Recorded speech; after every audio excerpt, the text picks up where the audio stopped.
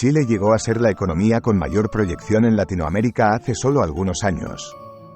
Era el modelo que todos querían seguir y el que los demás países envidiaban, como si fuera el único niño que siempre terminaba su tarea. Mostraba la economía de mayor crecimiento, avanzaba rápidamente en su industrialización y ofrecía la mejor calidad de vida a sus ciudadanos. De hecho, si observamos esta gráfica, podemos apreciar cómo el PBI per cápita de Chile superó los $16 estadounidenses en 2021, uno de los más altos de la región. Sin embargo, en los últimos años, el crecimiento de Chile ha empezado a desacelerarse. Esta situación responde a las crecientes demandas ciudadanas por una distribución de la riqueza más igualitaria, que actualmente se concentra en un reducido grupo de ciudadanos acaudalados. También se debe a las políticas que han desincentivado la inversión extranjera y al aumento del desempleo, entre otros factores. En este vídeo, buscaremos respuestas a las siguientes preguntas. ¿Cómo pasó Chile de tener una de las economías más prósperas a experimentar un descontento social masivo? ¿Está justificada la lucha de los chilenos contra el gobierno, considerando el progreso que ha experimentado el país?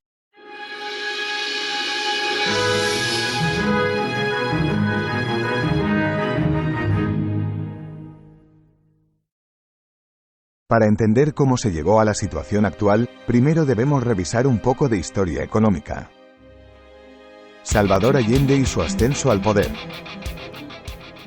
Salvador Allende, candidato de la Unidad Popular, fue elegido presidente de Chile en septiembre de 1970. Tenía como objetivo implementar reformas institucionales, políticas y económicas profundas, trazando así el camino de Chile hacia el socialismo. Al asumir el poder en noviembre de 1970, Allende se encontró con una economía estancada, con una inflación del 35% y un crecimiento del PIB per cápita de solo el 1,2% anual entre 1967 y 1970, una cifra bastante baja en comparación con el promedio latinoamericano. El gobierno de Allende estableció varios objetivos económicos a corto plazo, entre los que se incluían transformaciones económicas estructurales como un programa de nacionalización, aumento de los salarios reales, reducción de la inflación, impulso al crecimiento económico, incremento del consumo, especialmente entre los más pobres, y disminución de la dependencia económica exterior. Para alcanzar estos objetivos, la AP propuso impulsar la demanda agregada a través de un alto gasto gubernamental, la implementación de controles de precios estrictos y medidas para redistribuir el ingreso. El primer año de gobierno de Salvador Allende tuvo resultados notables. El PIB real creció un 7,7%, los salarios reales aumentaron en promedio un 17%, el consumo agregado creció a una tasa real del 13,2% y la tasa de desempleo bajó por debajo del 4%. Además, y muy importante para los líderes políticos, la distribución de ingresos mejoró considerablemente. Todo esto creó un sentido de euforia en el gobierno. Pero después de la euforia, vino la debacle. Para entender por qué los planes de los socialistas no siempre funcionan, vamos a explicarlo de la forma más sencilla posible. Para que Chile alcanzara esos números en aquellos años, el gobierno tuvo que realizar un gasto público muy elevado. Los salarios aumentaron, se expropiaron terrenos agrícolas y mineros, y se estableció un control de precios. Estas ayudas, a corto plazo, pueden ser soportables para la economía. De hecho, como podemos ver, la economía crece. Sin embargo, este crecimiento no está respaldado por la producción real del país. Aumentar los salarios sin una justificación en la productividad puede llevar a la inflación a largo plazo. Además, la expropiación desincentiva la inversión, lo que significa que el dinero no fluirá libremente en la economía. Los de izquierda pueden creer que esto afecta solo a los ricos, pero eso está lejos de la realidad. Las personas más ricas de Chile tenían la mayoría de sus activos fuera del país. Por último, en cuanto al control de precios, a pesar de ser una práctica común desde hace muchos años, lo que genera es una baja competitividad y desincentiva aún más la inversión. Después de un año estupendo, vino la inevitable caída. Golpe de Estado, Augusto Pinochet. Durante 1971, la economía de Chile experimentó una fase de inflación reprimida debido a las políticas macroeconómicas de la Unidad Popular. El notable crecimiento del PIB se debió principalmente a un aumento del 40% en las importaciones de bienes intermedios. Sin embargo, el déficit fiscal se disparó, pasando del 2% del PIB en 1970 al 11% en 1971, y el crecimiento del suministro de dinero superó el 100%. Como resultado, las reservas internacionales se redujeron a la mitad en ese solo año, y una rápida disminución de los inventarios impulsó el consumo. Para finales de 1971, la presión inflacionaria empezó a ser evidente, ya que la demanda agregada superó significativamente la oferta a los precios actuales. Esta situación se vio exacerbada por una serie de huelgas en grandes empresas que culminaron con la toma de control por parte de los trabajadores. En 1972, los problemas macroeconómicos continuaron creciendo. La inflación superó el 200% y el déficit fiscal superó el 13% del PIB. El crédito interno al sector público creció casi un 300%, y las reservas internacionales cayeron por debajo de los 77 millones de dólares, siendo que antes de este gobierno se situaban en 400 millones. Los salarios reales cayeron un 25% en 1972. En medio de este desastre económico, el 11 de septiembre de 1973, el gobierno de la AP llegó a un final abrupto con el golpe militar y la muerte del presidente Allende. Cuando los militares tomaron el poder, el país estaba políticamente dividido, y la economía era un desastre. La inflación estaba desbocada, y las distorsiones en los precios relativos eran endémicas. Además, las actividades del mercado negro eran rampantes, los salarios reales habían caído drásticamente, las perspectivas económicas de la clase media se habían oscurecido, el sector exterior enfrentaba una grave crisis, la producción y la inversión estaban cayendo marcadamente, y las finanzas del gobierno estaban completamente descontroladas. Augusto Pinochet fue nombrado presidente de Chile desde 1973 hasta 1990. El régimen de Pinochet es conocido tanto por sus drásticas reformas económicas como por sus violaciones a los derechos humanos. Influenciado por gobiernos extranjeros como Estados Unidos e Inglaterra, Pinochet optó por reformas más alineadas con el capitalismo. Las políticas de Pinochet, a menudo denominadas el milagro de Chile, transformaron la economía del país de un sistema de economía mixta a uno de libre mercado.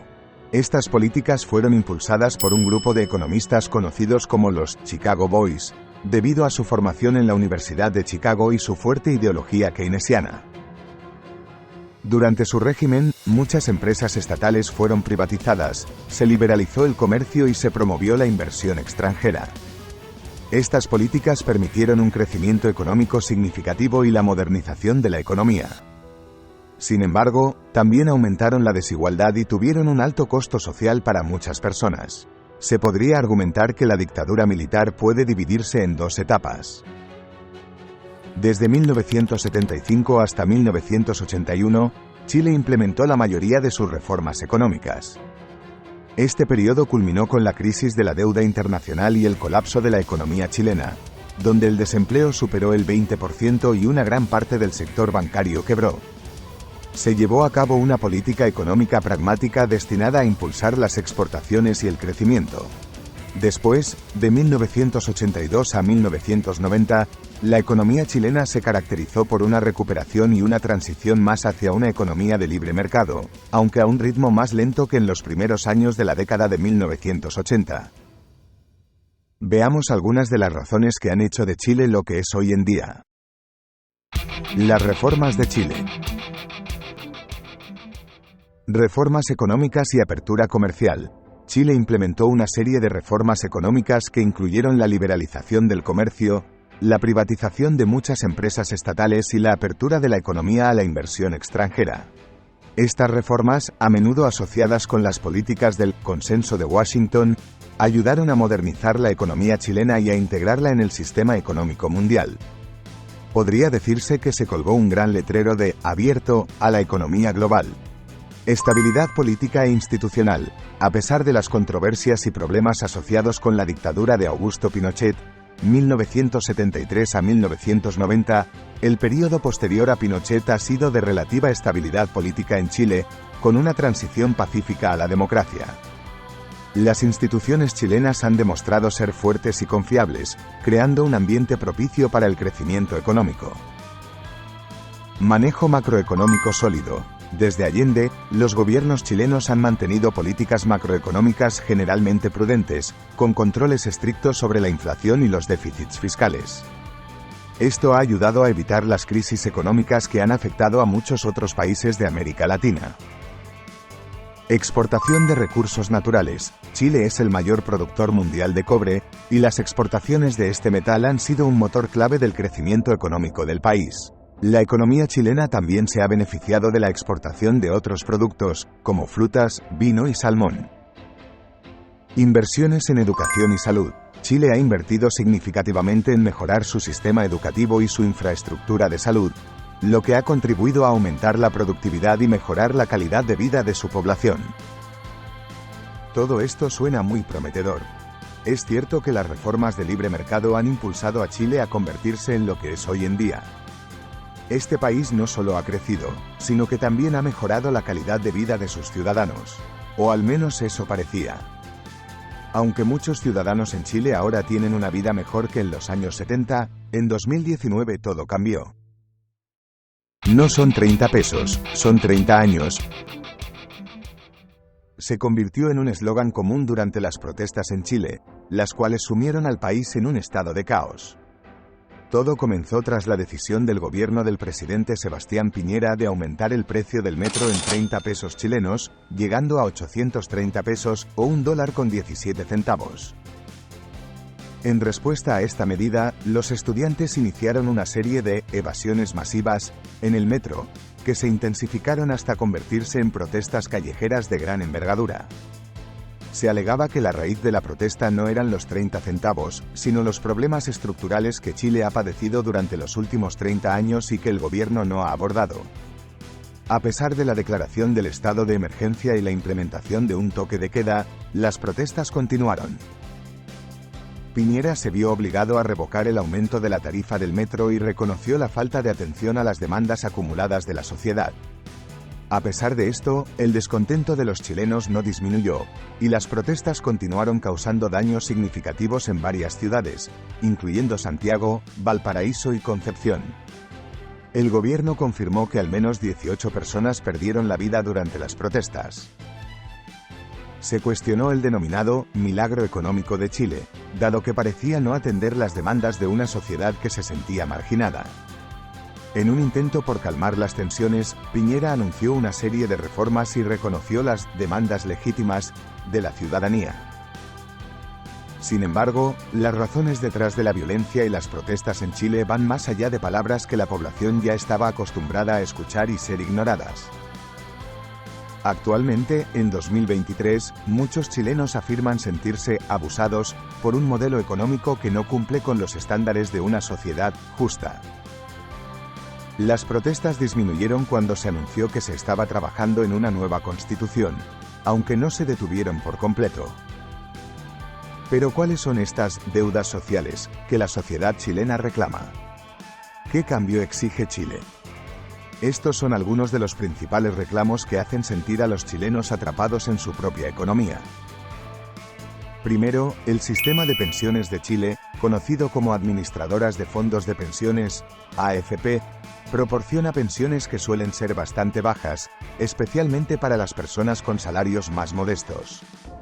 Muchos chilenos sienten que este sistema favorece a las empresas privadas de administración de fondos en lugar de proporcionar una pensión digna a los jubilados. En segundo lugar, existen grandes disparidades entre el sistema de salud público y privado. El sistema público, al que accede la mayoría de la población, suele estar saturado y no siempre proporciona acceso oportuno a tratamientos y medicamentos. Por otro lado, el sistema privado, que ofrece una atención de mayor calidad, es inaccesible para muchos debido a sus altos costos.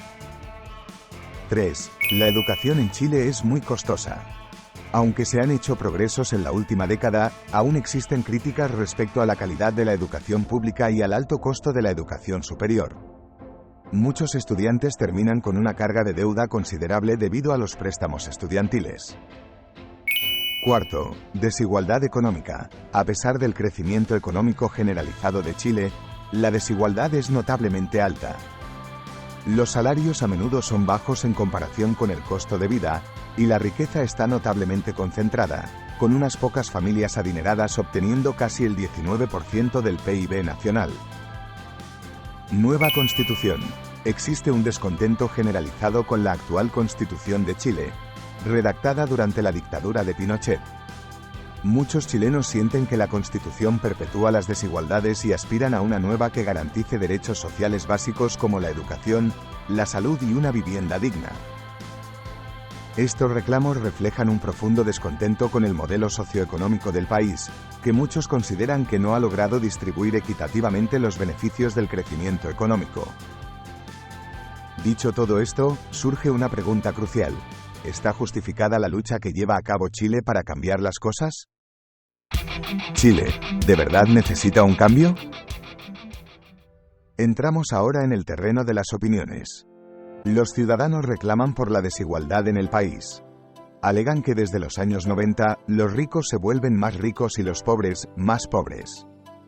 Sin embargo, si consideramos el coeficiente de Gini, método comúnmente utilizado para medir la desigualdad salarial, donde valores más cercanos a cero indican menor desigualdad, se observa que este coeficiente pasó de 0,57 en 1990 a 0,43 en 2022. Esto sugiere que la distribución de la riqueza ha mejorado, ya que el valor se aproxima más a cero. Además, Chile ha reducido su tasa de pobreza. En 1982, el 42% de los chilenos vivían en la pobreza, cifra que disminuyó al 38% en 1990 y al 10% en 2012. Educación. En cuanto a la educación, existe una brecha significativa en la calidad de la misma entre las escuelas privadas y públicas. Las escuelas privadas suelen contar con mejores instalaciones, más recursos y mejores resultados académicos que las públicas. Esto puede perpetuar la desigualdad social, ya que los niños de familias más ricas tienen acceso a una educación de mejor calidad. Por otro lado, la educación superior en Chile es una de las más caras del mundo en términos de porcentaje del ingreso familiar. A pesar de contar con un sistema de préstamos y becas, muchas familias y estudiantes luchan contra la carga de la deuda educativa. Sin embargo, quienes critican la lucha de los chilenos alegan que la educación en el país ha mejorado en general para todos los estratos sociales. Según el examen PISA, una prueba internacional aplicada a estudiantes en muchos países, Chile ocupó el tercer lugar entre los países de América Latina en 2003, pero en el último informe de 2019, Chile ostentó el primer lugar. Esto sugiere una notable mejora. Salud. En cuanto a la salud, la existencia de un sistema privatizado a menudo conduce a una considerable disparidad en términos de acceso y calidad de la atención. Quienes pueden costear seguros de salud privados disfrutan de instalaciones y tratamientos de alta calidad, mientras que aquellos que dependen del sistema público de salud suelen encontrarse con instalaciones insuficientes, largos tiempos de espera y un nivel de atención inferior. Además, la atención médica en el sector privado puede ser extremadamente costosa, lo que implica que muchos chilenos tienen dificultades para costear el tipo de atención que necesitan. Los seguros de salud privados suelen ofrecer planes cuyos costos incrementan con la edad, lo que añade una carga financiera adicional para las personas mayores. A pesar de estas dificultades, existen aquellos que argumentan que la situación de salud en Chile ha mejorado en general. Por ejemplo, la esperanza de vida en 1990 era de 72 años, y en 2021 se acerca a los 80 años, una de las más altas en la región. Para comparar, Perú tiene un promedio de tan solo 72 años, lo que pone a Chile con una ventaja de casi una década. Es importante considerar estos puntos de vista, tanto de los chilenos que luchan por mejores condiciones, como de las personas externas que perciben a un país que se resiste a progresar. Los críticos pueden ver a Chile como una economía fuerte, pero a veces eso no es suficiente. Las personas que están fuera de este conflicto pueden no ser capaces de apreciar la idiosincrasia de un país que es intrínsecamente individual e independiente. Nunca podremos conocer con certeza la realidad de otros países, ya que todos somos fundamentalmente diferentes. Me hubiera gustado abordar en este mismo vídeo el futuro de Chile, pero eso lo dejaremos para otra ocasión. Si te ha gustado este vídeo, te agradecería que le dieras un like y te suscribieras, sabes que eso me ayuda muchísimo. Además, me encantaría conocer tu opinión. ¿Qué crees que le depara el futuro a Chile? Deja tus comentarios abajo. Gracias.